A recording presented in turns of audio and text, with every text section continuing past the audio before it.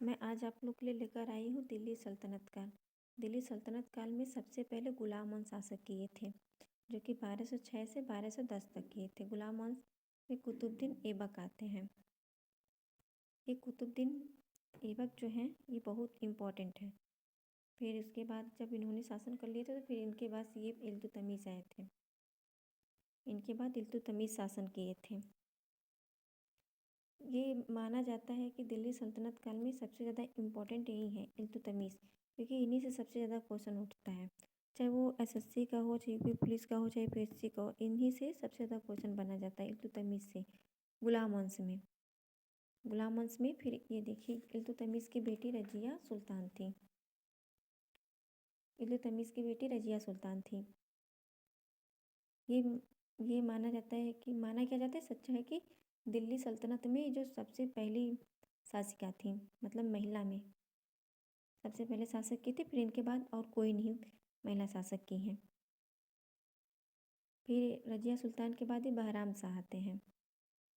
और ये देखिए रजिया सुल्तान जब आती थी उसमें दरबार में, तो ये कोट और टोपी पहन के आया करती थी पुरुषों की तरह। आप लोग ये बात ध्यान रखिएगा, क्योंकि ये पेपर में अक्सर पूछा जाता है ये कैसे दरबार में आती थी। क्योंकि ये एकमात्र शासिका थी महिला, इसलिए इनसे क्वेश्चन बनता है। और बहराम शाह थे ये। इनके शासन में मंगोलों पहली बार आक्रमण हुआ था। मंगोलों का पहली बार आक्रमण हुआ था बहराम शाह के शासन में। सबसे पहले मंगोलों आक्रमण किए थे बहराम शाह के शासन में। आप लोग ये याद रखिएगा, क्योंकि इससे भी क्वेश्चन बनता है।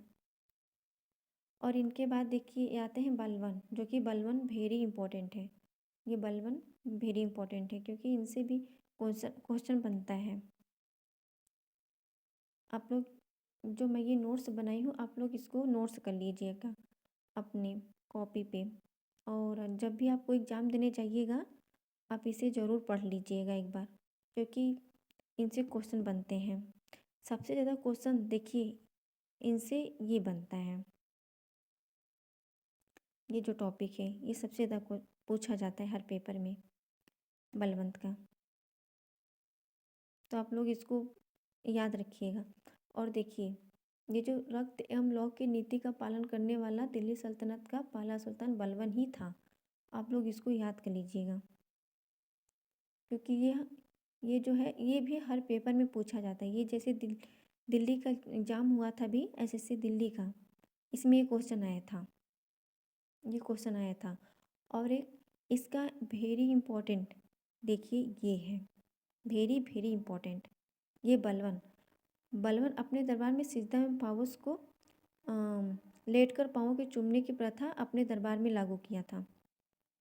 ये बलवन ये देखिए सबसे ज़्यादा पूछा जाता है, सिजदा एवं पावोस।